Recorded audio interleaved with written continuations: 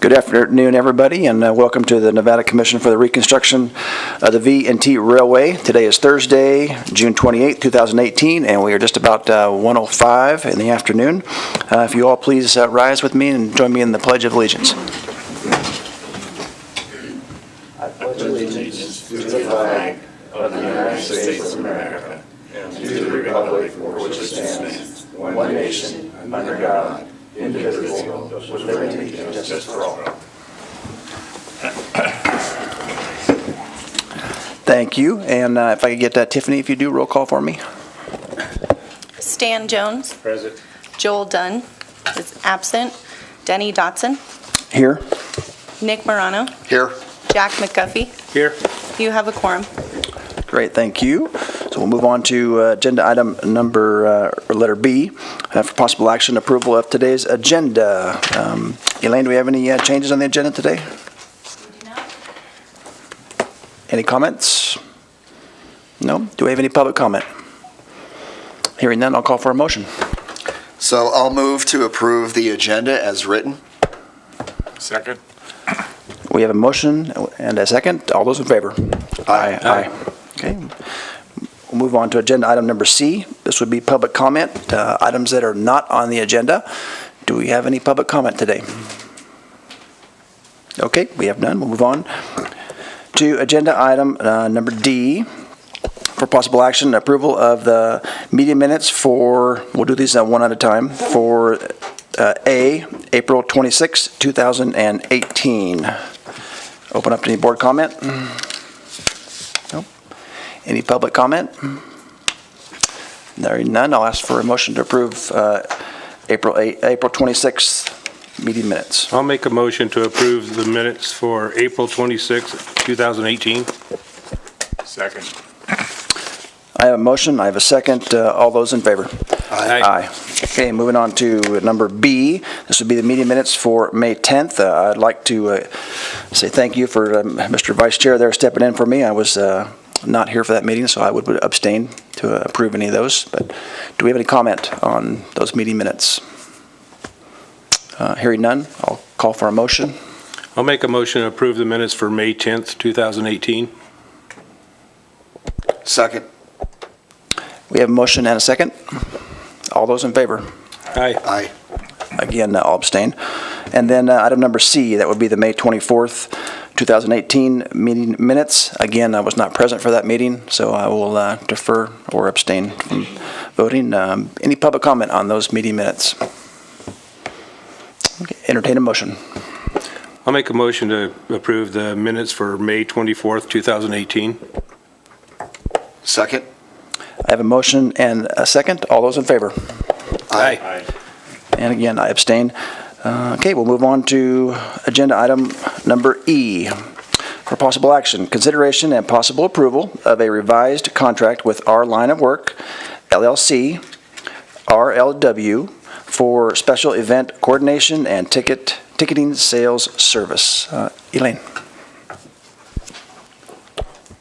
So we had Candy on a month-to-month agreement, and now that we've started or we're about to start the new fiscal year, it made sense that we should go ahead and put her on an annual a 2-year contract, as our other service providers are on 2 years. And so you see that as far as her duties, there were some changes. There were some additions. Candy is specifically over special events coordination. She's going to be supplying this group with her budgets for her events, so you can see how we're breaking even or making money from our various events and special trains. And then also ticketing sales. She's She is the most knowledgeable person to be running our ticket sales. She's cross-training Mike Zakara, and myself, so that we have backup at all times. And she is about to get really busy due to we're going to be rolling out the Polar Express tickets in mid-July.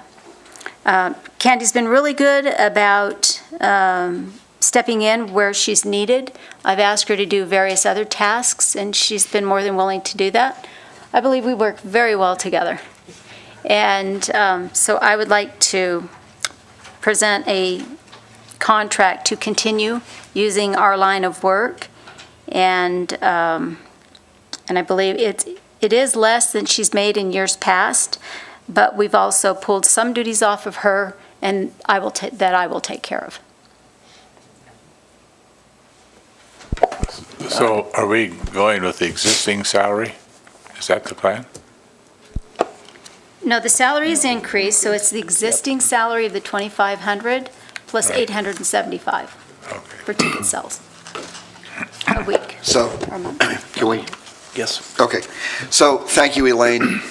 Candy, I want to ask you in a moment to kind of talk about how you see your duties and the evolution from last year to this year, and what the difference between, on a daily basis, between the original scope and what you're currently doing now. I know when we first scoped out the contract, it was kind of our best guess of where we thought we were and what we thought your duties would be. And now that Elaine's here, if you could just let us all know how you see that and what your duties are. Sure.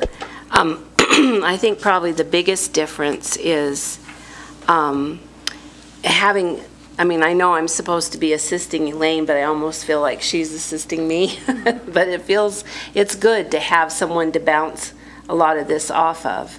And it's nice to have that help out Elaine and I work together out at the depot to greet the customers, and we brainstorm on everything from marketing to special events to everything that we're doing, and it's good to have someone like that too. I always had someone before, but not on a continual basis like we do now. So that part is really good. And I think what's good is that Elaine is able to take on a lot of the meetings with the other government entities and the public, things like that I was never really able to do because I was so busy selling tickets and handling the customer service duties at the depot. So it's nice to have Elaine handling those, being the face, basically, and getting out there and taking care of those kind of things. And she's great about coming up with good ideas for new special events. And so I think we make a good team. And I'm happy because I feel like I still get to do all the things I always loved to do. And I don't have quite as much of the responsibility that I used to have. And that was really what I wanted. So I'm enjoying it very much. Okay, thank you. Jack, anything? No, I'll say this again. I'm glad you stayed on board, Candy, because I know you've been a real Thank you. big help for Elaine, and I think both of you. I'm glad to see you guys working together so well. Oh, sure. So thank you. Yep, it was a good choice. Yep. And Candy, you've been the glue that's held us together the last 9 months to a year. You're the only constant that's been there through all this change. I appreciate you being able to adapt and to put up with us as we made these tough choices. Again, you've been the constant, one that we could always lean back on. And I'm glad that we finally put this final piece of our team together with a 2-year deal. So that's great. I'm excited. So good job. Any public comment on this item? If you step up to the platform, Nicole, please. Nicole Bard. I have a couple of questions, and it's just, taking a step back and looking at this objectively. And, one is that the salary rate's going from $2,500 up to whatever $2,575 is. And yet there isn't anything in the packet that defines what services were we getting for the $2,500 and what additional services are we going to be getting for $875. In listening to Candy's description of what's changed. I heard a lot of things being taken off her platter for Elaine to do so that she can focus more on ticket sales, but I'm not hearing from her what has been put on the platter additional to what she was doing before. So it might be helpful to see what were we getting for the 2,500 and what is getting added that justifies the 875. The second item is, why isn't this going out to bid?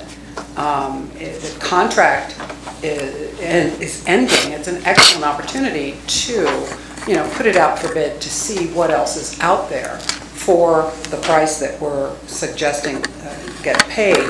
And then the third thing, and this is just my own ignorance, but how is what Candy does, quote, ticketing sales service, different from what the next agenda item, F, is talking about and opposing for ticket sales service contract, or ticket service contract? And if F has anything to do with E, shouldn't we hear F first, then hear E before we make a decision on something that may get affected? So those are my three questions.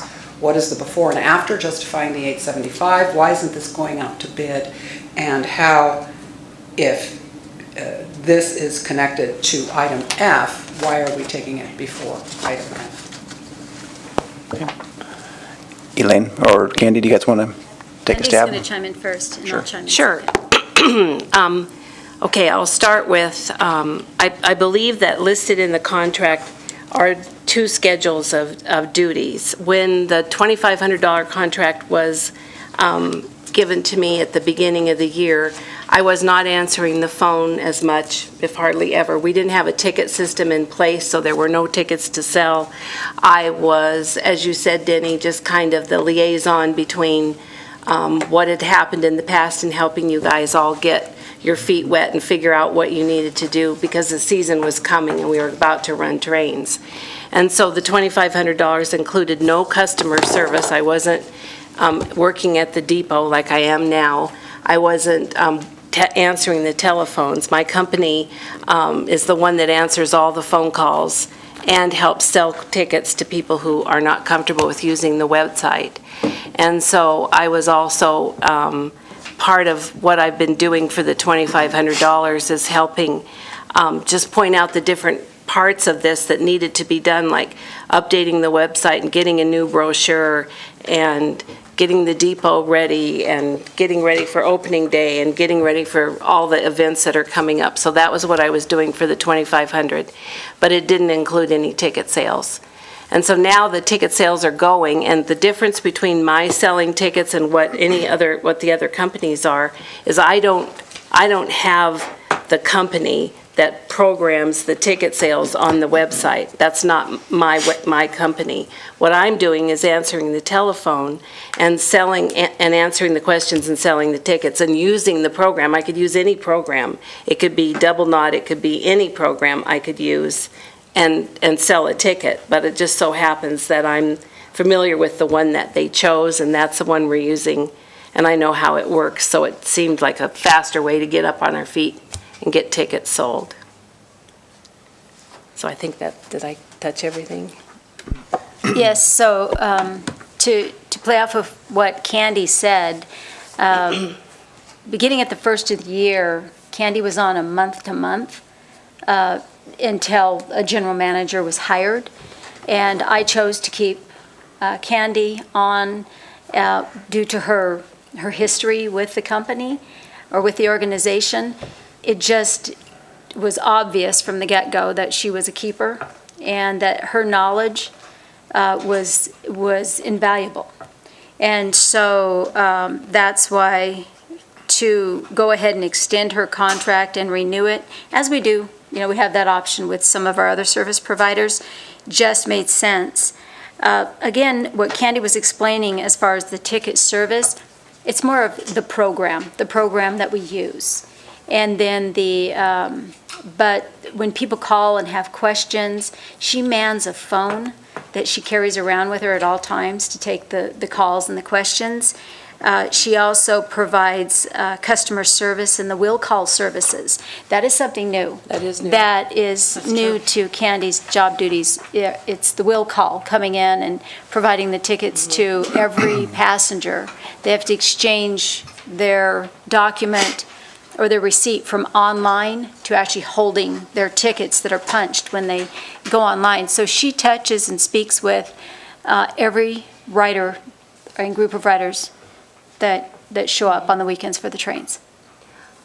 And I'm also booking group tours on the train too that I wasn't doing before. Any more comment? So, Elaine or Candy, how much additional time do you think from when you first, and recognizing at the beginning of the year, we didn't have the ticketing application in place, how much additional time do you think at the depot and involved with V&T commission business are you spending now than maybe 6 months ago? Just, roughly.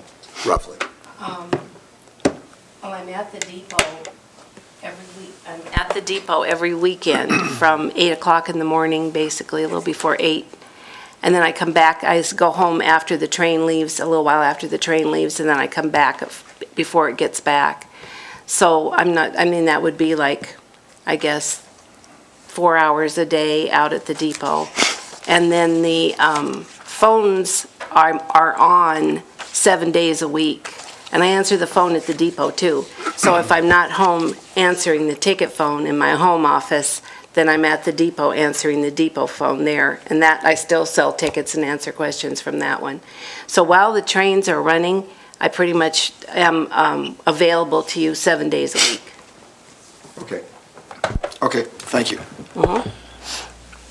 So the way I see this, Candy, is not this last contract, which was kind of a bridge, Right. if you will. Previously, a year ago, at this time, you were probably in the 4,800 a month, 5,000 a month I was, range. yeah. So this is still a reduction from It where you is. were because Elaine's taken up those duties. Yeah, it just that, Definitely. and then legally, from a standpoint, as far as going to RFP, we never severed a relationship with you. We Right. always kept something going on, and that as it falls underneath professional services, if I'm not mistaken, we don't generally need to go out to RFP or a bid for professional services. Mike? I agree with that, Denny. Under Chapter 332, which is Local Government Purchasing Act, there are many exceptions that are stated in the statute. Contracts for professional services, contracts that can be only obtained from a sole source. So I think this falls within the exceptions to the requirement to go out for bid or RFP. Right. Okay, any other comment? Any other public comment? Okay, with that, I'll entertain a motion.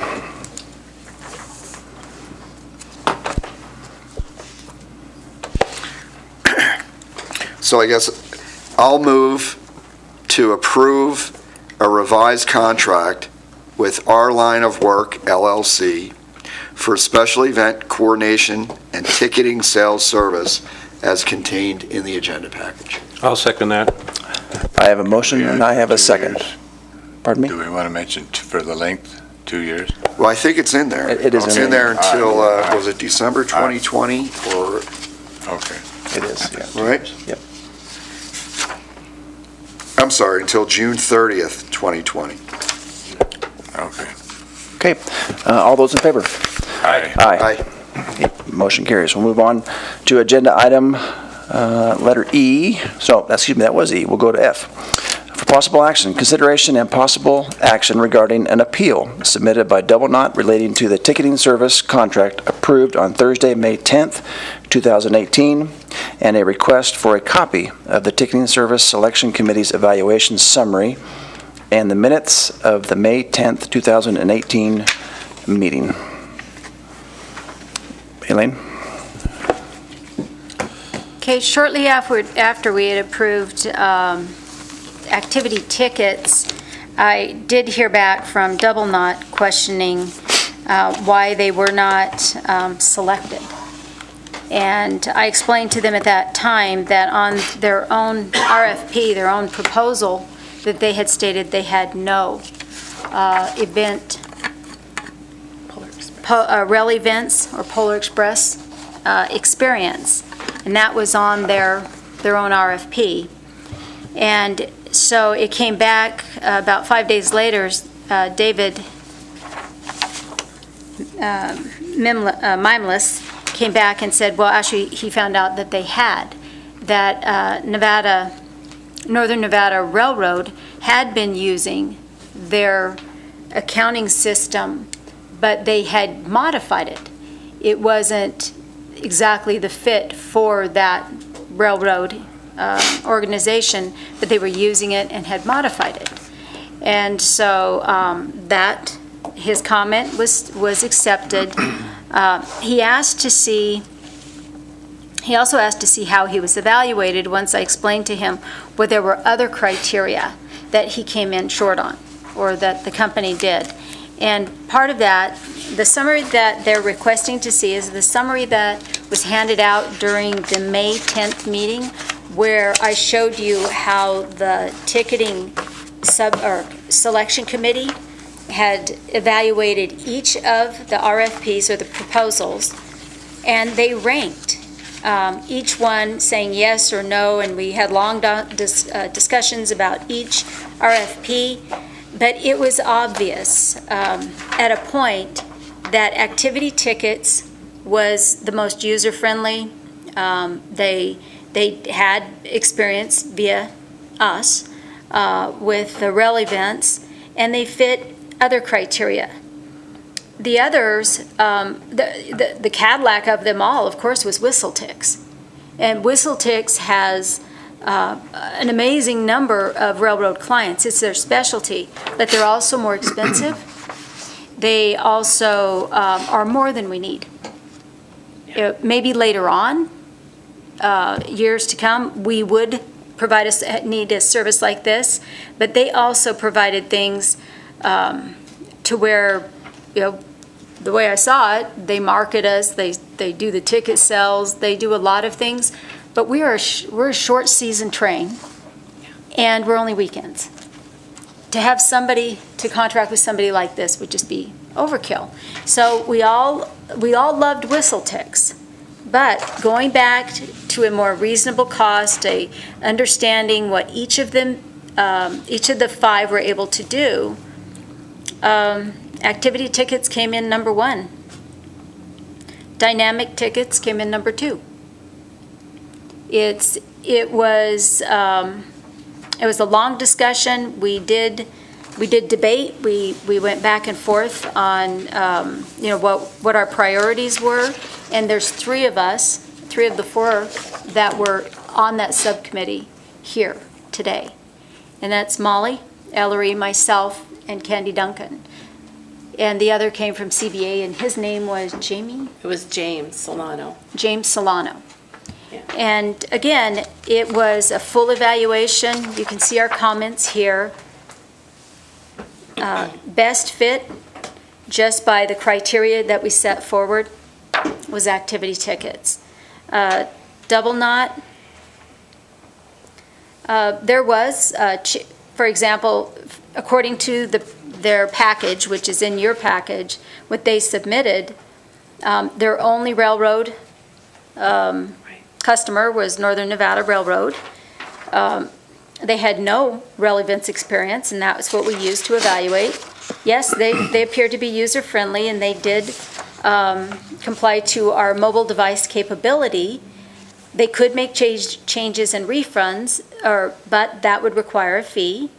There was a third party that could put together the manifests, but would have to go through a third party. Confirmation emails, yes, they could do that.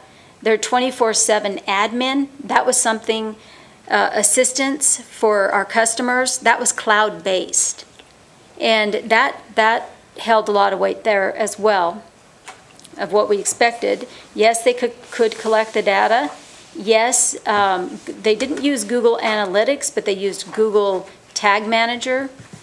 Staff training, yes, they could come out for a fee and train the staff. Yes, they had credit card security. Were they a good fit for V&T Railway? Probably not at this time. Again, we don't have a store. an online store. We don't require a POS system since we lease our gift shop now. And the simplicity of our needs did not, it didn't require everything that they were pitching to us. They did package bundling, which, again, we just have train rides. The costs were more, quite a bit more, than some of our other bids. And theirs was $700 a month, retainer, a $4,500 training fee to train the staff. It was $1 per ticket fee online, a 30-cent ticket fee if Candy processed that ticket in person, and then the credit card percentage was 2.5%, which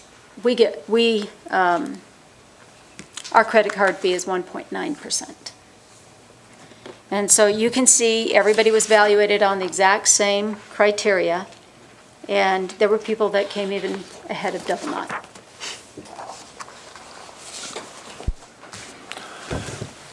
I'll open it up to the commission for comments or questions.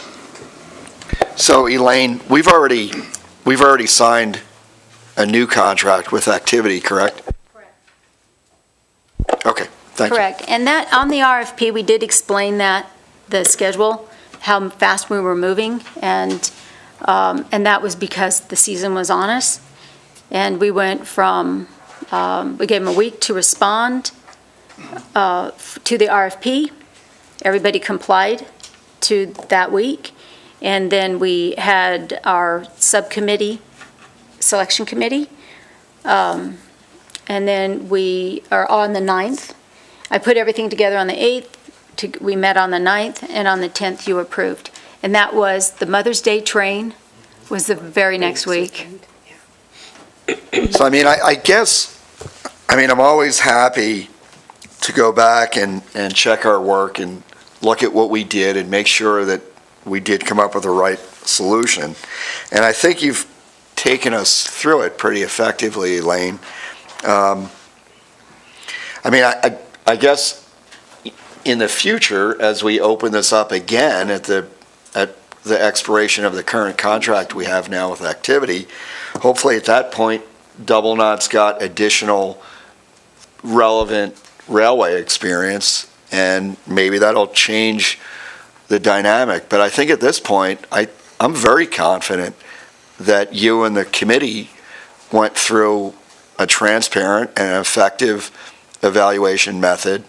I do believe we picked the right vendor, at least at this time, and then maybe in the future, things might be different. But I think speaking for myself, I think I'm very comfortable with where we are. And we would have to void our current contract if we were to change it. Right. No, I feel that the process was very sound.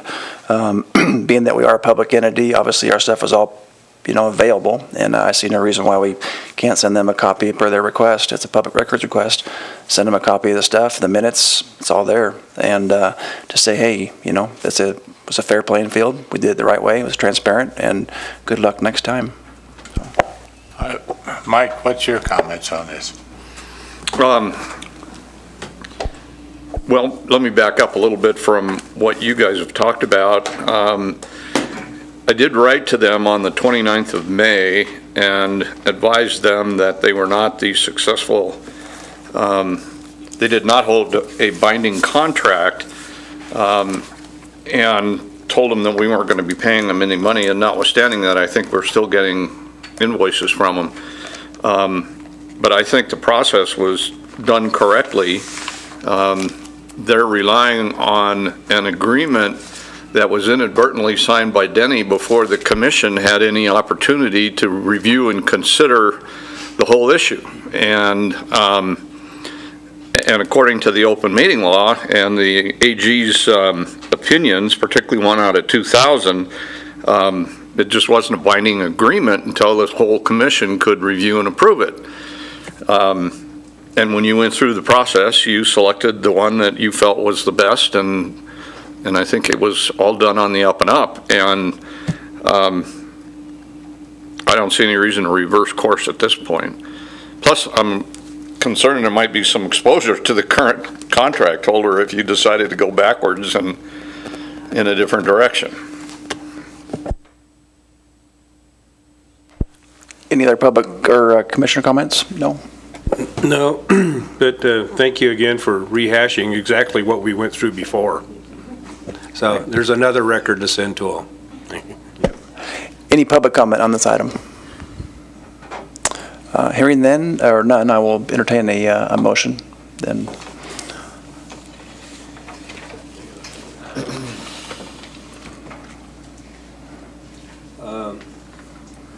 I'll make a motion to disregard an appeal submitted by Double Knot relating to the ticketing service contract approved on Thursday, May 10th, 2018, and fulfill the request for a copy of the necessary documentation. I have a I'll motion. second that. And a second. All those in favor? Aye. Aye. Great. We'll move on to agenda item G for possible action, consideration and possible approval of a set-aside fund to be approved for the specific use of Eastgate Depot improvements. This request was put on the agenda by Stan Jones, so I'll go ahead and let him take this. Thank you. I talked to Hugh Gallagher a couple of weeks ago and asked him about setting aside fund for just routine, non-scheduled, so to speak, maintenance that's going to come up around the Eastgate project. Some of the examples that we know now are going to have to be addressed is we're probably going to have to replace the septic tank. I'd like to see the garage doors for the passenger holding area somewhere down the road. We're talking about signage. We're involved in signage right now. And I'm sure there's other things. There's a structural repair around the gift shop. I'm not sure what that is, Elaine. That's the skirting to make it more permanent Right. so that we're not getting critters. Rodents and that sort of thing. And I suggested to him as one option that maybe the Draco Fund could be set aside for maintenance. He was receptive to that. You made it very plain, he's not going to have a lot of accounts. He's going to have very limited account, but he was very receptive and open to it. I was hoping he'd be here today to help me. But anyway, that's what I asked this to be on the board for. Deferred maintenance will kill you, and all of us know that. And I would like to see something set aside now so Elaine can start planning and identifying those projects. Yes, and we need to do that for the engine as well. We don't put away any kind of funding for the next rebuild. Maybe I'll jump in there real quick before we get too far in the weeds here. Through our budgeting process, we did separate funds. I'll just pull it up real quick. For track maintenance, we set aside $38,000 in this year's budget. For engine 18, we set aside $50,000 for this year's budget. And then in capital outlay, which included potential improvements to the facility, purchases and potential new computer, that type of stuff, we put in $50,000. But that aside, I love the idea of using the Draco funds as additional revenue to put away for something like that for deferred maintenance. That makes sense. But we have budgeted some funds. But you said the 50,000 for the engine, is that just for this year, fiscal year? It was, I think, intended to put $50,000 each year, And so that let at the it time it accumulate? comes, let it accumulate, so at the time that when it needs to be redone, Yeah. we don't have to dig up Right. $200,000 or $300,000. Okay, that's where I was leading Yep. to. So, when I, Do we, oh, sorry. excuse me. Do we know how much is left coming from the Draco Fund? No, I don't. Yeah. I mean, we could get that number. It's Oh, an yeah. annual amount. Yeah. Mike, do you have a copy of the contract? I do, Yeah, I've got one here. but I don't remember what the remaining balance to be paid is. But I can send it to you. Yeah, maybe that would just be an item to follow up on then. I mean, I think we do have some stuff budgeted, but I really do like Stan's idea of, securing that Draco, because it's just, Parking lot. yeah, right. It can obviously use a lot of improvements over there, and I love the ideas of the door on the passenger side. Well, this is going to Secure give that. her a chance to start identifying the critical needs and what the costs are, and when we get the money, we can. Well, I mean, I think that would be good. I think point one, attaching a revenue source, the Draco funding, setting up a separate fund is I think that's an important step. I think then identifying not only the maintenance upgrades that we know need to get made, but also the enhancements, the roll-up type garage doors and so on.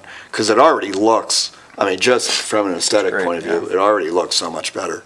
And we've all of us, everyone who's been involved with the commissioner of the train has identified the depot as, that's the customer's first experience with the railroad. And, we want to put our best foot forward on it. So I think having the funding source and therefore the dedicated funding and then a plan would be really important as well. for what Yeah. we're doing. Priorities. Yeah, so maybe that's something, Elaine, that we could work on, a plan, some things to do, schedule out some of the maintenance, apply it to our budget, what we've already set aside. Because I know you made the comment about Mr. Gallagher and additional funds. Yeah, probably not right now. It's a good time to ask for, we've got items already set up, object codes. We can just stick it in there and then work on the backside for what we want to do, accomplish, so. And if you don't mind, Stan and I talk about this regularly. He's been out to the depot quite often. He's even been out there to spray weeds for us. But this would include the bridge. Sometimes there are things that come up relating to the bridge and definitely the parking lot. So we just call it not just the depot fund, but Eastgate. Oh, the Eastgate, yeah. Yeah. Sure.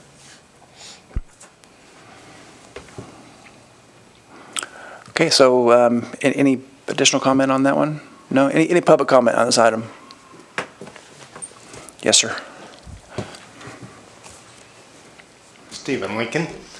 Just wanted to make sure that when you make the motion, that this fund can be paid off at any time, so that the motion isn't just for the monthly fee, because there's a, 2 year, 3 years left on it, I believe, but it can be paid off any time.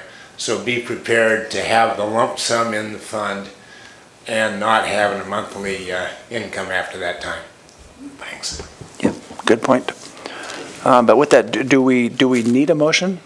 Or is it just for discussion? Or is it just something to, we're not really setting up another fund. No, It's, you made it plain. You made it plain he didn't want another account. yeah. Right. Yeah, so maybe we just kind of just let Elaine come back to the board with a plan for maintenance for the next year, maybe working with Stan. And we can identify the priorities. Yeah, just, All right. okay, good. All right, then. We'll move on then to agenda item H. For possible action, consideration and possible approval of various letters from the commission. We'll probably take these on one at a time. We'll go with letter number A, letter to the Nevada License Plate Commission authorizing the V&T license plate funds to be transferred to the Story Comptroller's office. Elaine, do you want to give a quick little overview on this? I think everybody's got a copy of that. Sure. So as far as the V&T railway specialty plates, it wasn't as easy as just a simple email letting them know that the funds are to go to Story County now. We needed it to pass this commission. Okay. A letter of request to be put on the specialty plates commission, and there they will approve us relocating those funds to Story County where our accounting is now. Right, pretty simple. Yeah. Any questions, comments? No. No, anything from the public on this item? Okay, hearing none, I'll take a motion on number A, letter A. Okay, so I will move to approve the letter to the Nevada License Plate Commission authorizing V&T license plate funds to be transferred to the Story County Comptroller's office as detailed in the agenda package. Great. Second. I have a motion and a second. All those in favor? Aye. Aye. Motion carries. We'll move on to letter B. Letter to the Department of Emergency Management authorizing the General Manager, Elaine Barksdale Spencer, full authority to represent the V&T Railway Commission on matters relating to the V&T Railway FEMA reimbursement for 2017. Okay, so this one here also needed a little housekeeping. I did go to meet with Sue's Coyote, and she let me know, once she heard I was a contract employee, she said that we couldn't discuss the revisions, mainly because when you're dealing with a grant like that, you can't be speaking to somebody that might benefit. Well, I explained to her that I was flat rate. I would get paid the same, whether I was there to talk with her about the grants or not, and that I am a flat rate contractor, not an hourly. So I would not directly benefit. It's part of the flat fee rate, whether we had to speak with her or not. She thought that that would make a big difference, and when she heard that, and it is, the discussion is to make revisions to our current request for the grant funds for reimbursement. And once we have I've reviewed that with Ms. Coyote, and I know she can show me what revisions need to be done. I can take them back, apply the revisions, and return the new copies to them. And that was really what she needs, is the authority from this board saying that you authorize me to review and resubmit the paperwork, and that I'm flat rate, no benefit one way or the other. So, I mean, I can add just a little background to it. Prior to, I think, March, we previously had our engineering contractor who was signing all the documents over at State Emergency Services. He obviously, as an engineer, could be someone who potentially could benefit from some of the work or have professional relationships with some of the contractors. So that was originally why the Department of Emergency Management had pushed back on having our engineering contractor do it. So that leaves then commission members as the people who could sign those documents. I had gone down and signed a number of the documents. I think Elaine, as our employee, and as she said, she's a flat rate employee. She doesn't have professional relationships with any of these design professionals or contractors who would be benefiting or doing any of the work. So, I mean, I think that's exactly what we need to do here. Or it would be one of the commission members. Anything else? Yeah, I agree 100%. Yeah, pretty cut and dried. So, I guess I have a little bit of a concern, because I know that Ken was going through hoops and jump ropes and all kinds of stuff working with FEMA, trying to get stuff. And then here recently there was an issue with something being submitted too late. And so where do we stand with all that? I mean, now you're talking about they want you to do this and that. Is like, are we already too late to be doing that, or? So that's a different project. It is, I believe that what they needed from us, and they have received, is a definition of what the Nevada Commission for the Reconstruction of the V&T Railway, what we are, that we are actually a Nevada organization, a Nevada Commission. It was assumed we were the county, whether it be, or Carson City. And so once they have received the paperwork, Michael provided that, Ken sent it over, and it was basically the Senate bill redefining the commission. It was the original act that created the commission back in '93, and we had an amendment, I think, in 2001, which actually expanded the commission to as large as it was, and then SB 57. So Ken had Ken had 2 out of 3 of them, and I sent him SB 57, which seemed to satisfy them from the context of the emails. Elaine, real quick, what's the ballpark number that we are looking to be reimbursed from that event? Do you know off chance?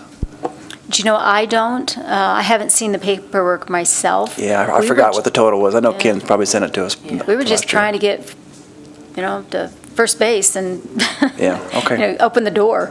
okay.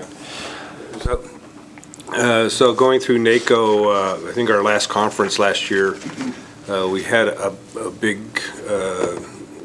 seminar basically on FEMA and the pain in the butt they are, and everybody knows it, even FEMA knows it. They're just overregulated. But the key, they say, is document, so I'm just giving you a heads up. Keep track of every. Yeah, and Denny, one last statement. The criteria for a county is different than for a commission such as this. So we don't have to jump through as many hoops, and that's going to help Ken get the answers he needs. Very good.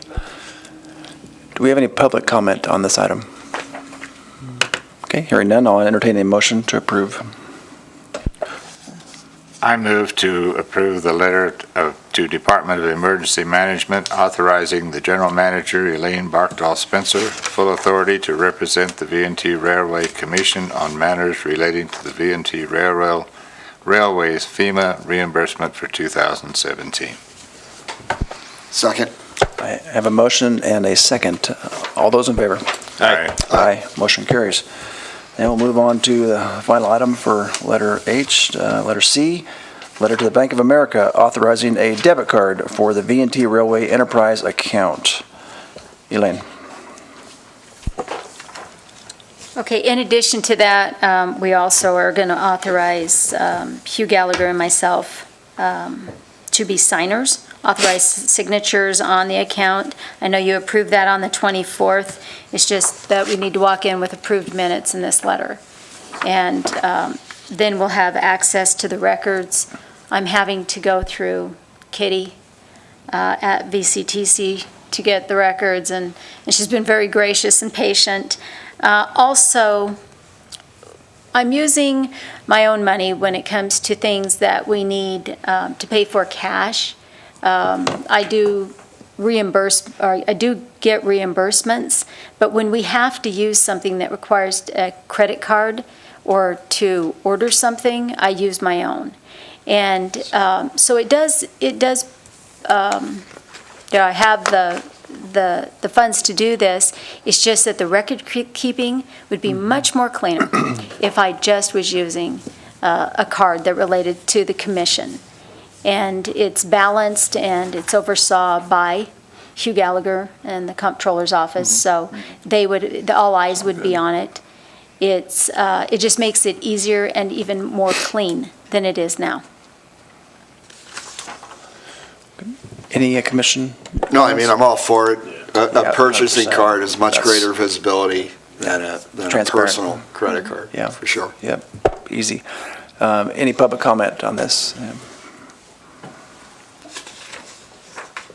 Nicole Bard, just a question, and it's a legal question. If Elaine is an independent contractor, she, by definition, because of the IRS as well as the five-factor test, should be charging things on her own business, then getting reimbursed by the commission, shouldn't she? If there are rules about being an independent contractor. If we start treating her like an employee, she's an employee. She gets benefits, so just asking. She should be reimbursed for anything that's advanced personally. That's more of an accounting question, and I'm not sure that I have a satisfactory answer to it, but I think having the debit card will separate between Elaine personally and the commission and not have the appearance, at least, of... But she's not doing this personally, she's doing it as an independent contractor. I would just... She's using her personal card, I though. understand that, but if she is an independent contractor, when I do consulting, I pay for a bunch of stuff myself, then when I finish the job, it's included in whatever billing that I submit to my I have client. another situation that. So I'm just saying, in that she is in a long-term contract, I assume, and I don't know what the terms of that contract are, but again, be careful, because as you know, if you start treating contractors like employees, labor will come back and make you pay benefits to them. So I'm just putting that out there as a caution, having gone through this many times and being dinged several. So I see it as a V&T railway debit card that we're allowing our general manager to use on the behalf of the V&T railway. Is that? Right. Yeah, I think it's actually a Story County purchase card. I mean, it's a credit card from Story County. P card. Do other contractors have credit cards on Story County? Yes, they do. Okay, then if you've got, I'm just being cautious as I. Because it made me Yeah, think. no, it's a good- this is a good It's a line of great discussion, questions. Nicole. It made me think, because wait a minute. Yeah. Because we do that just for one, Liquid Blue Events. They manage an account and they pay with a Story County card on a separate account for the VC events. And it's all Okay, but reconciled with Tiffany. They meet the definition of a contractor because they offer their service to multiple sets of clients. Elaine is offering this service only to the V&T. I'm just cautioning you that you're really close on a line that can be crossed by sneezing, having her be an employee, and the liability is you will have to pay her benefits. So I'm just. Yeah, you're right. We have to bringing circle that back and up. double check. And Liquid Blue is a contractor by every definition because they provide this service all over the place. You're not their only client. V&T is Elaine's only client for this. Well. So, Actually, Nicole, V&T is not my only client. I do have other clients. And what did you do? I'm on retainer, yeah. Okay, as long as that's clean, then, but I would just double check to make sure we're not putting ourselves into liability. I'll circle back and double check, make sure we're good. And most of the expenses are relating to events. You know, whether we're picking up food or wine, or we've got online, not online accounts, but like the box, some of the other online programs. I'm running those through my Zephyr Communications card as well. Any other public comment? Hearing none, I'll entertain a motion. Did you want to move this to the next meeting, or you want to make the motion now? Personally, I feel like we're, But the motion is to authorize a debit card to the V&T Railway. correct. I'll make a motion to write a letter, to submit a letter to the Bank of America authorizing a debit card for the V&T Railway enterprise account.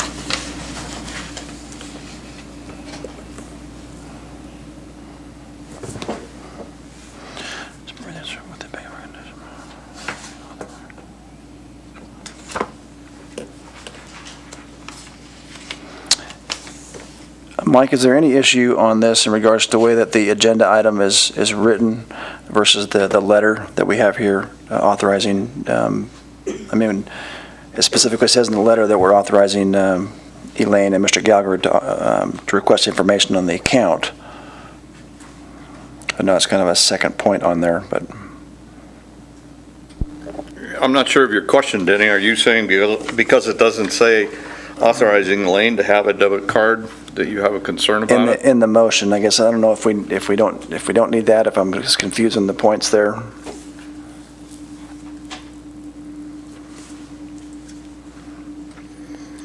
The letter here is more about authorizing signers for the commission as opposed to the agenda item, just authorizing a debit card for the V&T Railway Enterprise account. So there's two different things going on there. Yeah, I know. Well, actually, Denny, No? this was already approved at the meeting on the 24th. This just needed your signature. Oh. And I needed the approval of the minutes, I'm looking so I at could the marry wrong the thing. two Okay. together. But the debit card is the action item. Gotcha. This one was already Okay, approved. okay, that makes sense. So Elaine, is the debit card going to be issued in the name of the V&T Railway Commission? I mean, I'm totally comfortable with that. yeah. Because, I mean, I do think Nicole raises a really valid point, because we've all run afoul of this probably in other instances with contractors. But if the credit, or if the debit card, I keep saying credit, I apologize. If the debit card is issued in the name of the V&T Railway Commission, and as our general manager contract employee, Elaine has access and has authority to make small purchases with that, I think I'm completely comfortable with that. Yep, I'm good, absolutely. So I still have a motion. Yes, that's what, Yep. my motion is to the. Wait a minute, didn't we approve that? That's where I've been confused. Didn't we already approve that? Yes, you approved the signatures. The letter, yeah. Yeah. And that's why it was I was here for confused. Denny's I thought that was signature. backup for the item today. And Yeah, my that bad. gives us, yes, so that one was already approved, and I should have made that clear, Denny. Yeah. That's my fault. That's okay, we're good. And, but the debit card was actually Hugh's idea. Okay. Great, we're good. Okay, so I have a motion I'll second it. and a second. All those in favor? Aye. Motion carries. Okay, let's move on to letter number I for discussion only. 2018 and 19 fiscal year marketing plan presentation by Argentum Partners and marketing updates. Hey, Molly. Commissioner, members of the board, I hope you're all doing well. So we have a couple of things to go over, so bear with me, especially since the last meeting was a little bit rushed, and of course Commissioner Dotson wasn't here. So the first thing that I want to touch base, which you all have a copy of, is just an overall general marketing update, and it'll help provide some clarity to some of the things I'll touch on after that. So if everyone has that in front of them, on this, I will definitely need Elaine and Candy to jump in, since they both know the numbers and a little bit more specifics, but I feel very confident in the statements I'm making. So just going over some of the things we've done. The Mother's Day train, based on the numbers that Candy provided us, we nearly doubled ticket sales for both Saturday and Sunday in comparison to last year, which was also a double in revenue, especially considering how quickly we had to jump and get off the ground. That's something that we were very happy with. We had an immense amount of media coverage for the event, which has helped set us up for some of these future events. So following that, for both Memorial Day and Father's Day, I do believe we came close to being sold out, if we weren't at least sold out for one day or the other. But I do know that we did very well ticket sale wise. For the Father's Day train, Brain Trust, which is the company that we are working with on some of the creative, was able to take over some of the e-blasts and the digital marketing because the previous contract with Kelly from Activity Tickets had expired. So with that, we ran a very small social campaign for Father's Day, and we reached over 21,000 people with that campaign and garnered over 46,000 impressions, which is fantastic considering this was the first thing we'd done socially, and it was minimal, very minimal. The markets that we reached included Reno, Sacramento, Stockton, and Modesto. So we're already starting to get into those out-of-market areas that we had discussed back when we proposed the RFP with B&T. On that note, we also had our June 2nd VIP event, which a couple of you were able to come to, and I hope you guys had a really fun time. It was overall a fantastic experience, and we got a lot of really good feedback. We had nearly 80 guests on the train, which was great considering we were heading into primaries and we had Little League finals and a lot of stuff. We had reps from our CVA, the Nevada Assembly and Senate, Washoe County Commission, Senator Heller's office, NCOT, and the City of Carson. We received a proclamation from Senator Heller's office, and then overall we got really great feedback, including guests who said that they will be or have already been return customers to the train, and that they will fight for us talk with us, work with us at their levels of local government to make sure that we are well represented across all fronts. Commissioner Jones had made a suggestion that we loved, and it was to hold another one of these events at a different time, especially going into the election season. We're going to have some new faces that we need to talk to. So that is definitely something with budgeting and scheduling and whatnot that we will be looking to do a second time or a third time or whatever permits. So this weekend, we are heading into our first Toast of the Canyon, which is a little bit different than anything we've done. And one issue that we have experienced, it was a learning experience for all of us, I think, was that our customers are very used to purchasing tickets at the depot for the day of. And because this is an event that requires ordering of food and drinks ahead of time, we had to cut off ticket sales. So we did a couple of last minute pushes and secured pieces in the Nevada Appeal and on KKOH, which both helped target the local audience. We sent out an e-blast that has reached over 10,000 people. We have a really great email list with an average click-through rate of 23%, which in terms of marketing and clicking is fantastic. The engagement that we get is fantastic. I'm not sure what that translation looks like into ticketing sales yet, but at minimum this has been a great learning opportunity for us and one that we will hit the ground running on for all future events that require ordering of anything. And then very quickly, some of the other initiatives that we've taken under since I spoke with you last, we have the integration of the e-blasts to our team, so that took some reworking on our end. Updates to the website are underway and or almost complete. Candy's been very helpful in finding things that didn't mesh up, and we have plans for the website remodel in the works because the whole thing needs to be redone to make sure it's as effective as possible. Brochures had been printed, and at the time I wrote this, they were en route for delivery, but you guys have them all, so they are in process of being delivered. Elaine got 15,000, and then the remainder 45,000 went to a company that specifically delivers to larger entities.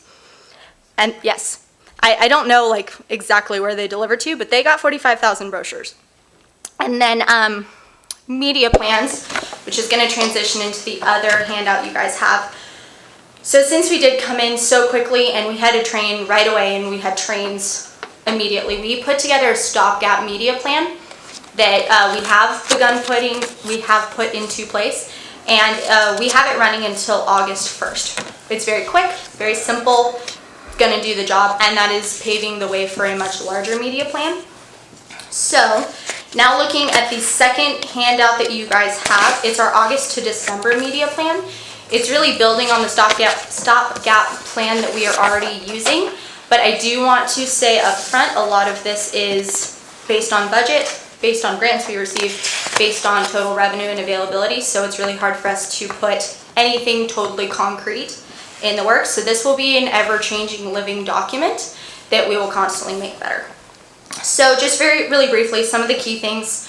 We're targeting our families, our locals, our tourists, and our out-of-state markets up to 100 miles and more to make sure that we're really sharing what B&T has to offer. Some of the things that we have been doing since day one and we will continue to do that are really important to a positive, successful marketing initiative include all of our events are on every single community calendar we can get our hands on.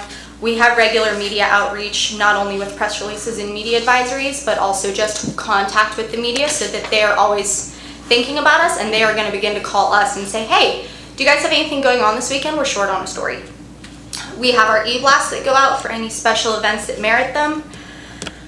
We're incorporating B&T into opportunities for travel and tourism, like with NCOT and RSCVA. Actually had a really great conversation with RSCVA last week about, hey, we're in Carson and you guys are doing stuff in Virginia City. Instead of chartering a bus from Carson to VC, why don't you take the train from Carson to VC and then continue on your way in VC? So that's something that both RSCVA and NCOT are really interested in. They're happy to start working with us. And then obviously we have our social media. So those are basic things we've been doing the entire time. Things that now that we're less under the gun, that we are going to start undertaking, we need to create a press kit. That's going to be key in pitching for larger audiences, for regional and national publications. So we're going to start working on that, getting all that information together.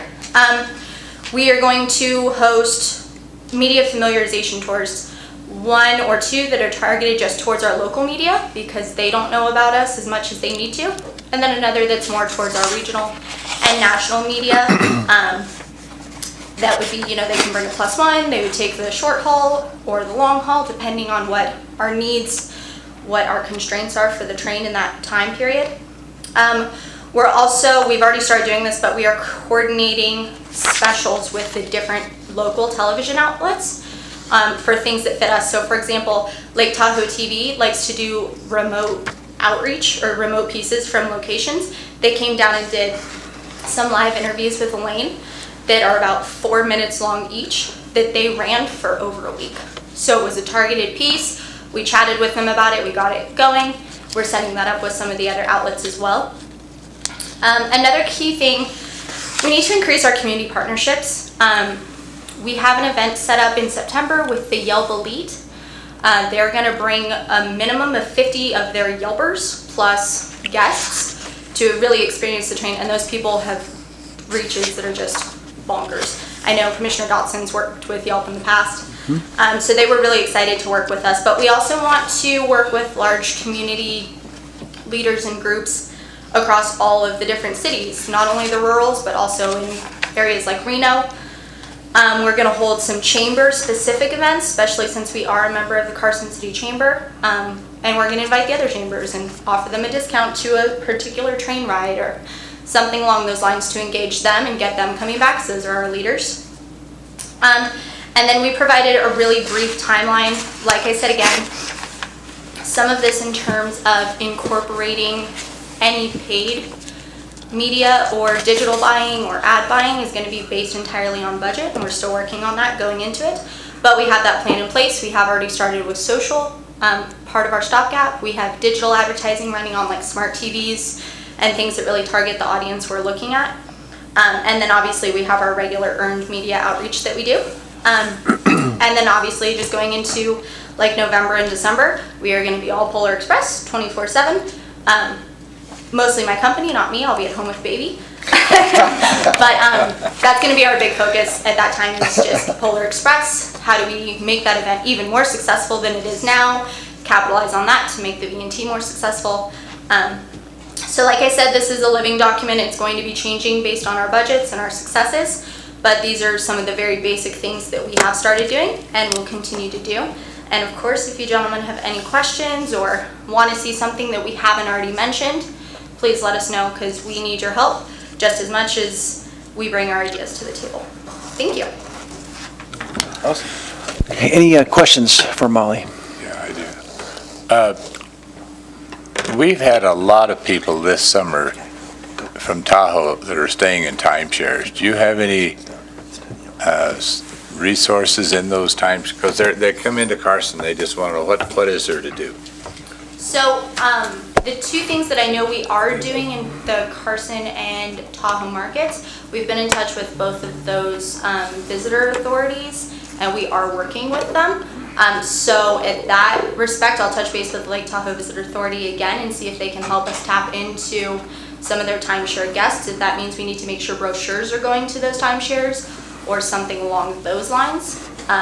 And that is also a question that I will ask Mike, because Mike knows everybody, and I'm sure he knows somebody up there. Well, particularly, we get a lot of customers or people in the store from the Ridge, an awful lot. The concierge from the Ridge actually calls quite a bit too, with passengers that sometimes she'll book tickets with me for them. So yeah. So we'll make sure to just touch those markets a little bit more on that note. Good. Anything, Jack? No. No.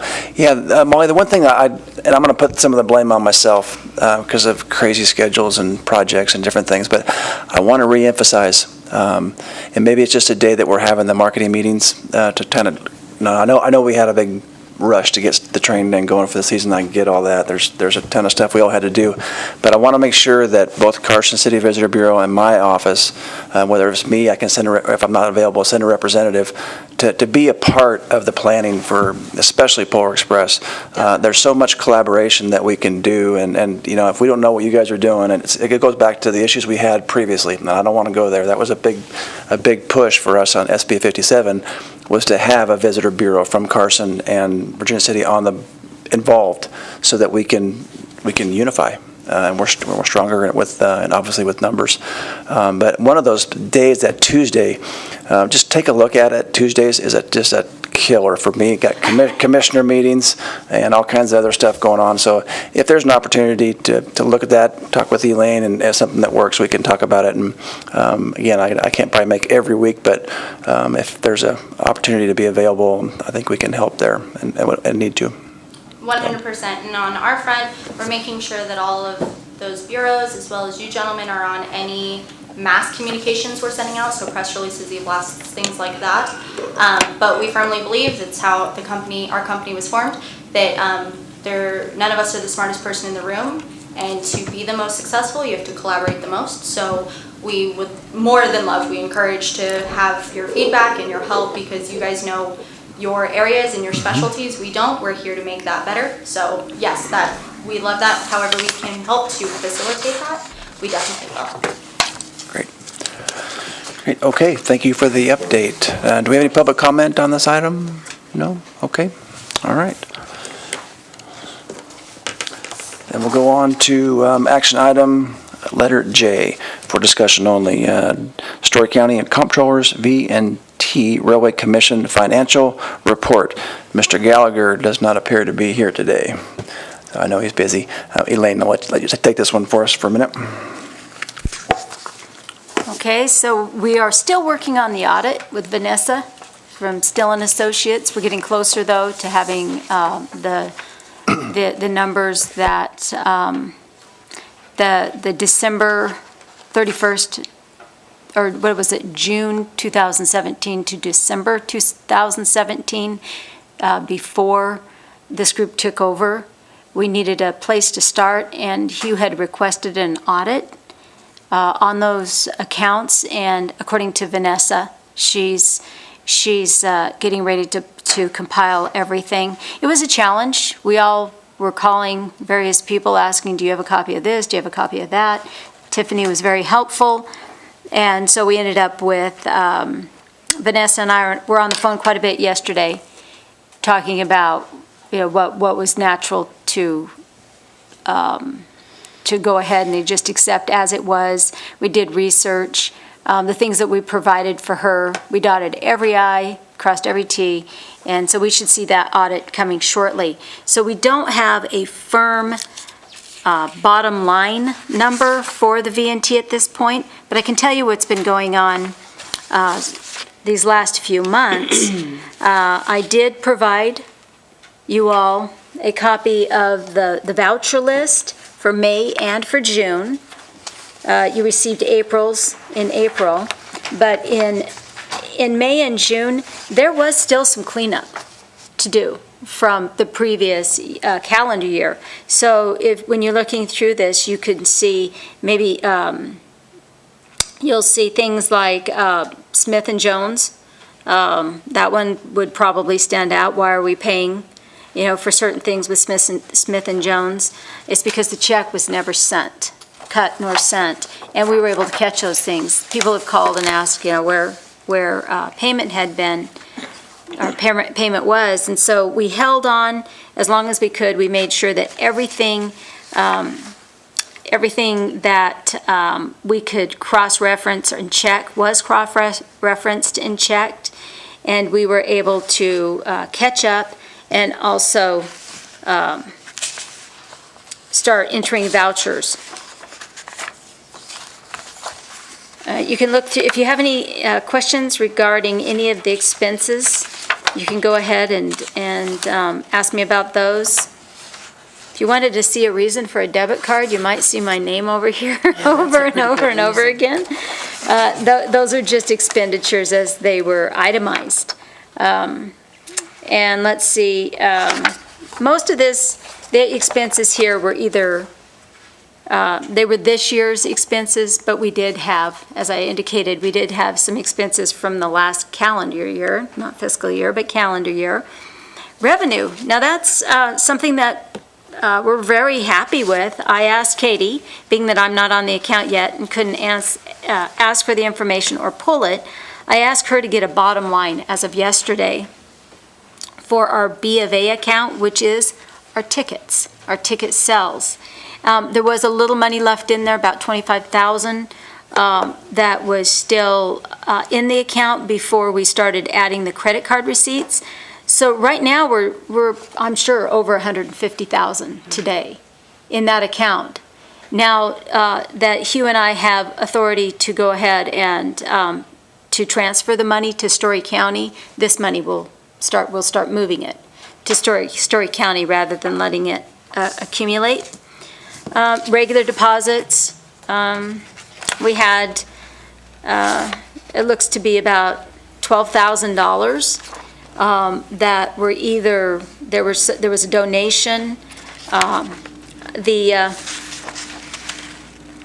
money from the building fund, and once in a while we do get people that pay with cash, and I take that right to the bank after the weekend. So bottom line, we have money. We are using quite a bit of it to catch up, to do what we're doing, but as far as a final balance and where we are at as a commission right now, that of course is going to take a little work. We're still in transition, but the audit is coming to a close, and that means Hugh will have our numbers this next meeting in July. Elaine, in 2012, when the VCTC became a county department, we went from a private accounting system to the governmental accounting system. It was impossible for us to compare apples to apples for the first couple of years, and that's what I think we're in for here for a little while. It doesn't mean that we can't be transparent and report, some stuff once it's audited, but it'll be a challenge through the budgeting process to the reports that Hugh can count out, they'll kick out for us, that where it starts making sense and that it matches up. I get that. I've been in the middle of that but it does. There's a light at the end of the tunnel. We can get there. I would encourage that on a regular basis, maybe at the least quarterly, we have a balance sheet that we can put out in public. To be transparent to where we are. I would think that the monthly expenses, once that, now we're on the county system, we can voucher a recap, provide that in the board packet, those type of things that show that we're getting better and that it's starting to make sense. But it'll be tough. And then I encourage the public to just reach out with questions, and we can, after the meeting, walk something through them or explain the expense. So, yeah. Any other questions for Elaine? No. No? Anything from the public? No? Okay. We'll move on to K, for discussion only, the general manager's report. Okay, I'll make this quick. I want to thank the VCTC for the photos that you supplied us. They were great. There were some great photos in there. It's going to allow us to refresh our website, and next time we'll be able to have different pictures in our brochure. But they were beautiful pictures, and I want to say thank you. We've added some trains, especially using the canyon, Carson Canyon run, that short run, that 2.5 miles that we can take trains on the weekends at 5 o'clock, take them through the canyon, and there are our version of the short ride, but we put themes to them. So we have our Toast of the Canyon train, where we have one once a month. We've got some new trains coming on and events. We still have our melodramas, but we're adding the Westworld wine train and a West wine train in the theme of Westworld. We also have the Mark Twain train, and that will be in October. West wine is in at the beginning of August, and we also added Friday and Saturday short run trains, and it's Rails and Tails canyon ride with John Tyson. And John has agreed to come on board and entertain. He has a following. And it makes it entertaining, being that we don't have the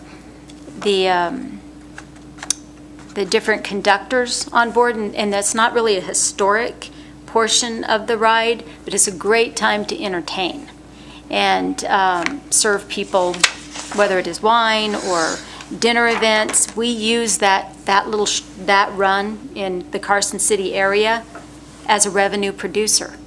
We don't break even, we actually make money with that group, with those short runs. It's a mere $575 for the train to keep it, a few hours longer, and the crew, so that we can run a train. And I could see that being one of the things that really make us shine this year, is the variety of the trains themselves. The 18, Denny and I met with Tom Gray, and we probably won't see it this season.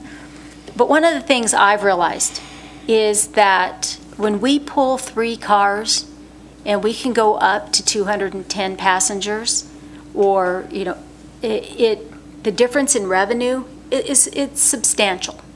So that's why we're running the short trains right now, to get us through the season, to add that additional revenue. But when we run a train, it's $7,000. That's our cost to run a train, is $7,000. You sell 140 tickets, that's about $7,000. So that's a break even. Anytime we can get a third car, we do a lot better. And so, that being said, we look forward to the time that the 18 is back on the track, so that we can pull 3 cars. But until that point, we have found solutions to help the organization. Let's see here. It's been 3 months since we've been running trains since I started, and I got to tell you, it's been amazing. May, I went to Durango to learn all about Polar Express and what to expect. Came back with a lot of excitement, some new rules. But overall, I'm very proud that we have a Polar Express that is so heavily ridden. In fact, we're known as being one of the better, if not one of the best. And but there is going to be some investment into our Polar Express to bring it up to where the franchise needs us to be. All of us are in the same have the same guidelines. We have 4 guidelines every year that we must meet, and they want us to make these changes and be more realistic and to the movie. And so you'll start seeing when we meet later on where we're going to have to put some money into the Polar Express. But overall, it's very exciting. And talking to Tom and his team and the marketing committee and everyone that's involved with the train, even to the point of the Polar Express, everybody's been very cooperative. And change is hard, especially when you come into an organization, and we've reorganized, we've brought a lot of change, but this new team, it's going very well. And I just want to let you all know that you've got a great team out there, and everybody works very hard. My plan is to, now that the train's going and we've got more control and little things ironed out here and there, I plan to be out in the public more, going and meeting with the CBA, the VCTC commissions, to talk with the museums, start building relationships, cross-promoting, going to some of the museums and attractions so that they're aware of the things that we offer. And so relationship building is my next focus. Question for you on the Polar Express. What are your plans to launch the ticket sales? Well, that is Christmas in July, and we're going there. So on the 16th, or the 15th, 16th? 16th, 17th. No, that's okay, so the weekend of Right, the weekend 13, does 14, this, 15. yeah. That's Christmas in July. We are going to let people know that on Monday, the 16th, that they will be able to buy tickets. Guess I just let the secret out. Can you clip that part off? But it's Christmas in July. Those people that have ridden the train that weekend, they're going to know about the Polar Express. We're also going to be selling some of our Polar Express items that didn't sell in years past or even last year. And we're going to have a Polar Express sell. And we are going to have an elf with candy canes. We came really close to serving hot chocolate before it started getting into the 90s, and then we cut it. So, yeah, the depot is going to become very festive in a couple of weeks. Good, cool. Question, Denny. Does VCTC sell any of the train tickets? Not the long line, we don't, no. I think it's more of a logistical thing. If we can't talk about it, we can certainly try and work that in.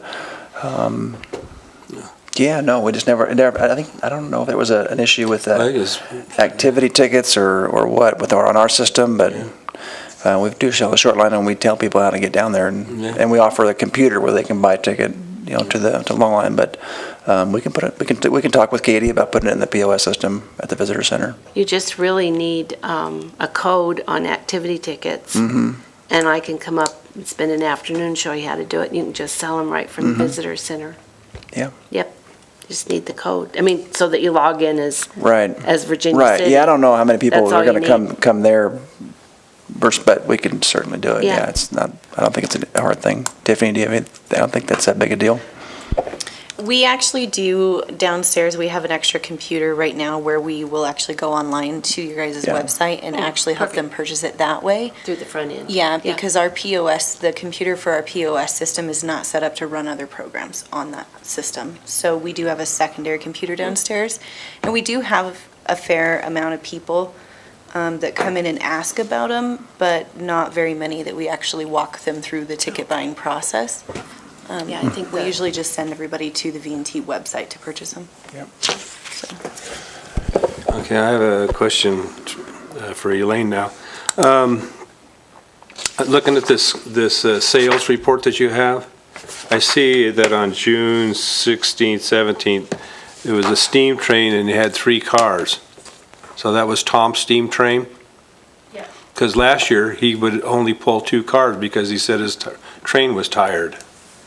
Well, it was 3 passenger cars. He did, once we sell out, he has given us trains. As far as the 3 cars themselves, I think, Candy, you booked 2 groups. two big groups. One was 32 and the other one was like 40-something. We actually had the train at 140 sold out before like Monday because of the groups. And one of the groups wanted to add more passengers and I couldn't accommodate them because at 140 we were done. So Elaine talked to Tom and he said, okay, and he gave us that 3rd car. So that was great because we sold it out. We sold that whole day out. And we're going to do that again pretty soon. This weekend, as a matter of fact. So what's the status of our engine? I haven't heard anything, other than I was surprised to hear that it's not going to get done when it should be running today. Like Elaine mentioned, we went and had lunch with Tom and we talked about just that and what it was going to take to get it up and running. It's really boils down to trying to him to get the parts and the time and the professional help to get in there and to get it up and running. There's so many things going on and different things on the backside that he explained. It's just not allowed him. He said he could rush to get it done, but then some of the stuff like the track repair and inspections and different things that he has to do would suffer because of that. So he's, well, I guess his point was that he would rather take the time, do it right, and then have it 100% ready instead of trying to just rush it. That kind of sums it up, Elaine. I mean, he didn't really want to he just didn't want to put out a bad product. He wanted to make sure that it was done right. So I know he knows it's important to us. He understands that. He knows that it is working on the 29 because the 18 is not running. And when we do add third cars, and he wants to run steam too. You know, he's bummed out in VC that the short line doesn't have steam all the time. So it's not just our problem, but he's pushing, and we'll continue to talk to him about it. But yeah. Yes, and I think the key to that is to continue talking with him, and he's aware that what it does to the commission and the V&T Railway when it comes down to being, put it this way, when the marketing really hits and the new signage that we're working with Carson City on, when it's up and people from the road are going to be able just to see that that's our location and where we're at. Candy and I expect a big push of customers. And so we do believe that we're going to fill up 140, and we'll be asking Tom for 3 passenger cars quite a bit this season. And it has everything to do with that great discussion with Carson City that Stan attended with me. And we spoke with Nancy Paulson, and I don't know Darren's last name. Darren Schultz. And they were very open to the Eastgate Recreation Area and adding the V&T and the gun range and a directional sign that is a stacker and it mentions us all.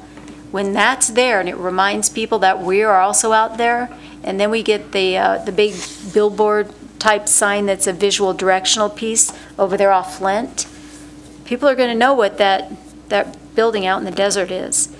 And I think, Stan, would you agree that we're going to be seeing a big increase of depot sales, walk-ins? Yeah. We have walk-ins right now that we can't service. Yeah, Jack, did you have a comment? Well, I was just gonna, You could, yeah, Jack Greenhall. I was up there, I think it was yesterday, and I was talking to Tom and asked him how he's going on the engine. He says, well, now I need a steam dome. And he said they were manufactured, they had a manufacturing business here in Carson, Mount House, and they closed down, and now he has to go to Texas to, maybe somebody can make one there. These parts are just hard to get, and the employee, or the craftsmen or workers are just harder to get. So, and we don't have some of those guys, like a boiler maker full-time, you're in the pecking order at the bottom of the thing.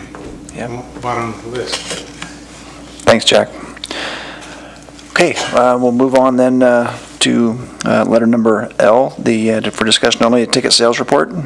I think we might have touched on that already a little bit, but anything else you want to add, Elaine? Or Candy? Okay. Sure. And as you said, Denny, we've already talked about most of it, but just for the record, in our current season, from when we started operating on Mother's Day to last weekend, we've sold 1,755 tickets for a current value of $82,614.30.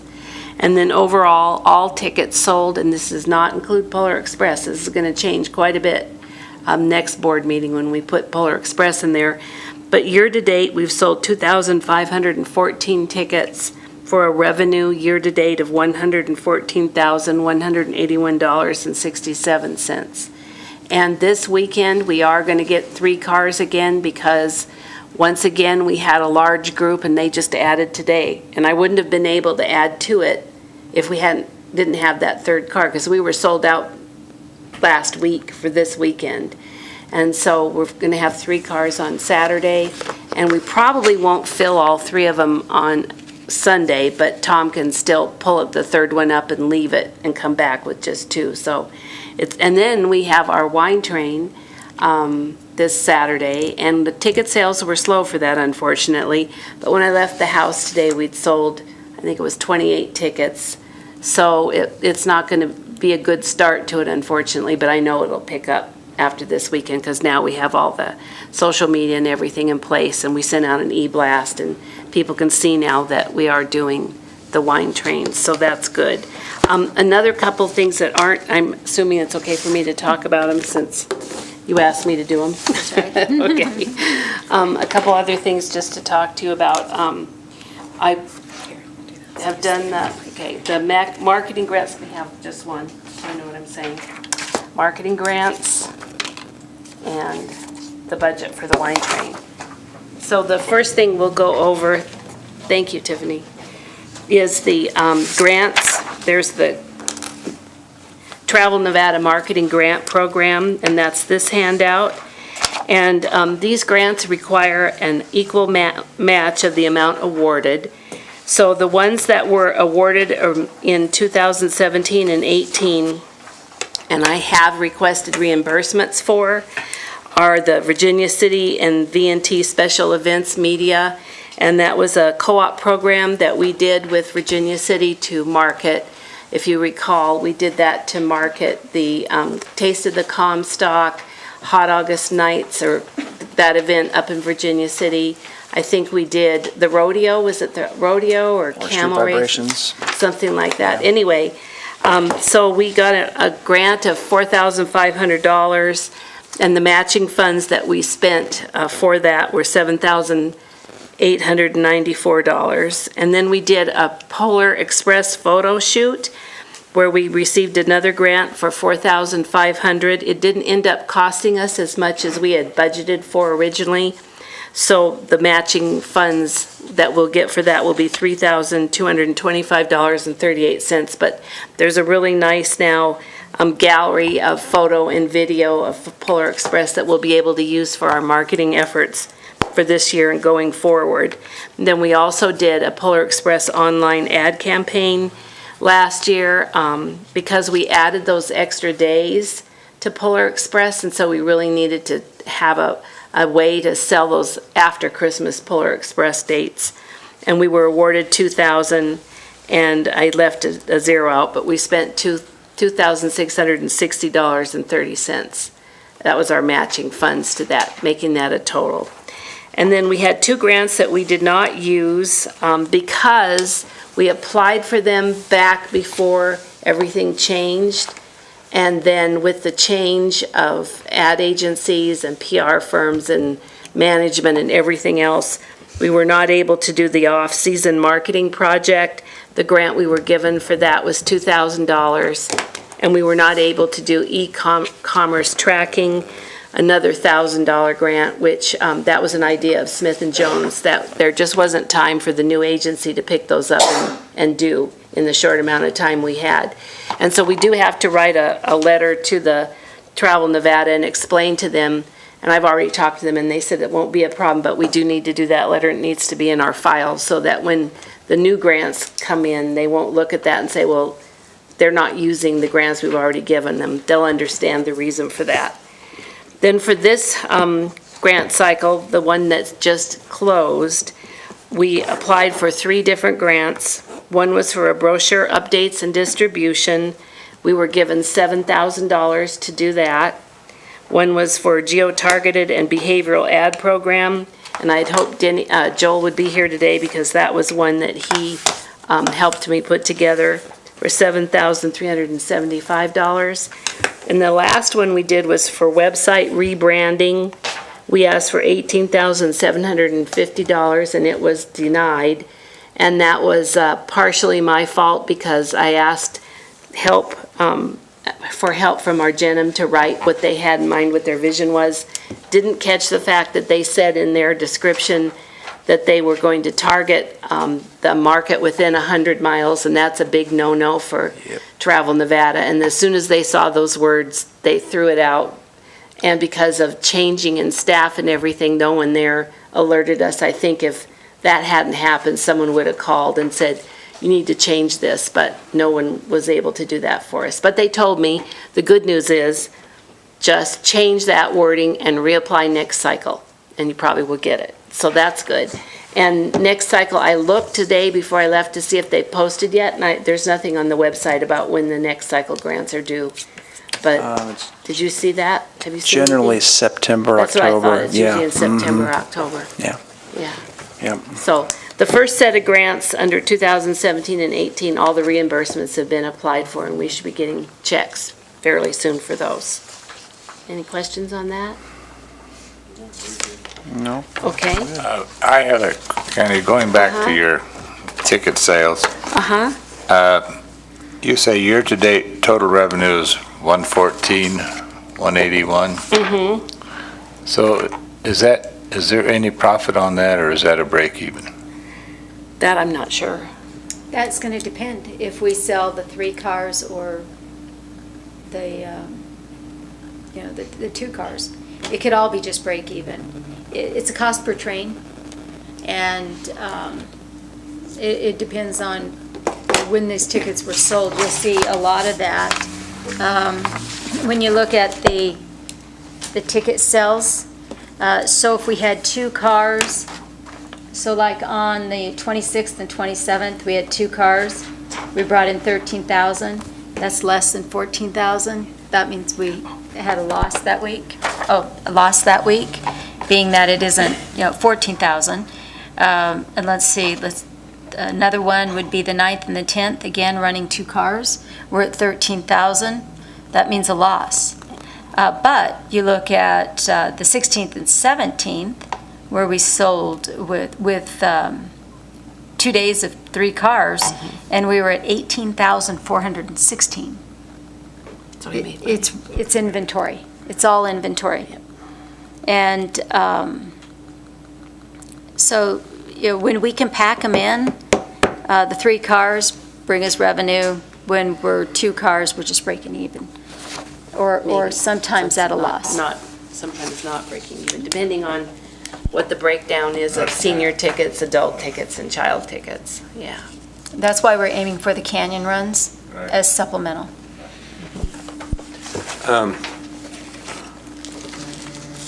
It seemed to me a while back the train used to have some, maybe it's Tom's train, I don't know. There was a full moonlight rides. Tom's. Is that Tom's? Okay.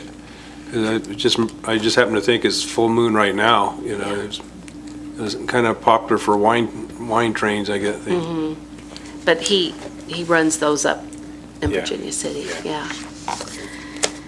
And then the last report that I gave you is my event budget, my estimated event budget for this coming wine train.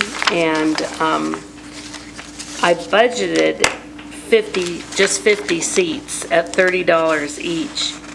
And I'm not sure that we will meet that budget, but this was just to give you an estimated idea on what those look like.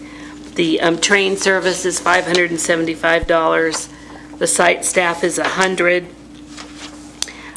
Incidentals like cups and napkins and things like that, $25. The email blast that went out to market it, $250. The food is $449.50. That's $8.25 per person from Reds. I got the wine. I got it at a very good cost at, for those of you who like wine shop, Grocery Outlet. Really good prices there. And they give you a 10% discount if you buy more than 12 bottles. So it's a place to go. A little commercial for Grocery Outlet. So that's what our expenses are. And then the income again, 50 adults at $30 a piece is $1,500. So if we did sell all 50, and we ordered food for 50, so we could sell them. We could definitely, it's just Thursday. We can take walk-ups for that one. The total expenses is $925, which means we could make $575 in profit if we sell those tickets, and I don't see why we won't, because we can do it. Yeah. So.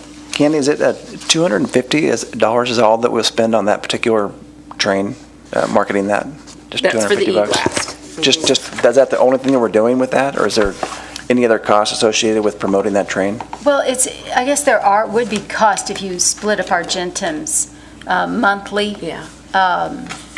Monthly retainer. Right. And applied a portion of that to the train, but we did we approved press releases that went out. True. There were 2 press releases that went out. They did the e-blast, and then also the calendars. Is it Argentum doing the e-blast for us? Correct. Right. What about like Facebook posts and that kind of thing? Yes. They work, In there too. Yes. that would be included in this? Well, that's part of the regular service. Part of their, Retainer, the 50,000. a sponsored Facebook post is part of their retainer? A sponsored Facebook post. Right. Those go $300 to $600. We didn't do those. Okay. I've done one before. Yeah, that just as something we can look at. Very successful for Virginia City's events, very. And we don't spend that much money. It's less than a couple $100, two to 300 generally per event that we spend. And that's where we get, it links back to our tickets, and it's a little less expensive way to reach a bigger market. We agree. So, We yeah. saw that proof during Father's Day weekend. Yeah. Yeah. As soon as one of our sponsored Facebook posts went out, we booked it. Yeah, we Okay. really sold it out. Yeah, so You're we'd like to correct. talk to Argentum about a plan to do that. I think that's with not having to spend a lot of money, we don't have a lot of money in Virginia City, but we use online stuff a bunch to get that, for those small events like that. So, cool. Anything else? Anybody? Anything from the public? No? Okay, we'll move on. Jack? I have some, Oh, sorry, Jack. Come on up, I didn't see your hand. you're talking of this wine train. What the commission really should try and do is get that track down to the river. Yeah.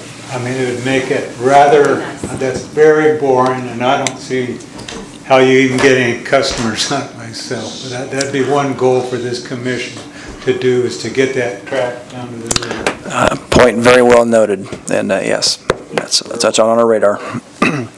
Okay, we'll go to letter number F for discussion only, our attorney's report. Mike? Most of the work that I did since the last meeting has already been discussed. The double knot issue, reviewed Candy's proposed contract, getting the legislation to Ken to get to FEMA, and then I sent all the contracts that we have to Tiffany so that there's a record of them now, Ken's, mine, and I've forgotten who else I sent. The one thing that hasn't been discussed is that the Nevada Commission for Specialized License Plates requires us to do an annual audit. And I sent that to Elaine, what, day before yesterday when it came in. And maybe we ought to try and change the addressee of that, because it would eliminate some of the time gap. I think it's due next week, July 1st. And what we have to do is report all the income that we receive from those specialized plates, and they have a fairly simple looking form, but it requires information that Elaine and probably Candy would have with regard to the income from those license plates. And I think that's in the works. Unfortunately, in years past, the reports have been submitted, but they were never circulated. So I didn't and don't have any of the previous year's reports to supply to Elaine to give her some kind of background, and I don't know where they are. The previous administration did them, I know, because otherwise we would have been in default, but don't have copies. And that's pretty much it. Reviewing the agenda and the stuff that's normal. Sure. Hey, Denny? Yes. To respond to Mike, yes, Hugh and I will be working on those, and that's why it's so important to get that audit and the breakdown from Carson City, being that they're the ones that receive the funds, and we have some in limbo right now until it's approved. The commission has money for us for the past few months, but I'll speak with Hugh and ask for him to assist putting some numbers together, and then we're just going to have to call and find out what it is that they're holding right now until they receive the letter, put us on the agenda, be approved, so Story County can receive those funds. I'll give them a call, let them know where we're at, and see if we can't, submit a report and then come back and submit maybe an updated, yeah. Okay, any other discussion on that or public comment? Hearing none, we'll move on to letter number N for discussion only. The next meeting date and agenda items. Right now, we're scheduled for July 26th, 2018 at 1 PM. I assume that's here? Okay. The only comment, in Elaine, you and I spoke about this before the meeting, was it'd be my request, not how the board feels, but I've had a couple other calls today since you and I spoke this morning in regards to, I didn't know there was a meeting. So I know there's been some transition with the marketing teams and whatnot, but I think I like to see, and I know the e-blast started up again, go back out and start add media to it, add exposure, so we can make sure we get the word out and we get folks here that want to be a part of our decision-making process. So, but that's all I have on that one. Anything else? No? Okay. Commissioner comments? Any comments today? No. No? I think I'm really happy to see that you are watching those numbers, trying to hit those marks. This train is running much better than it was before. Thank you. Mm-hmm. Stan? Well, yeah, I think there's been a lot of great things accomplished. I appreciate what Mike does, what Ken does, the professional assistance. I know has been invaluable to Elaine. I just wish we could get that 18 running. And I just want, is there a sense of urgency, or is it just is what it is? I mean, that really drives the profit and loss, And with that, I don't have any comments today. If there's nothing else, meeting adjourned. Thank you, folks.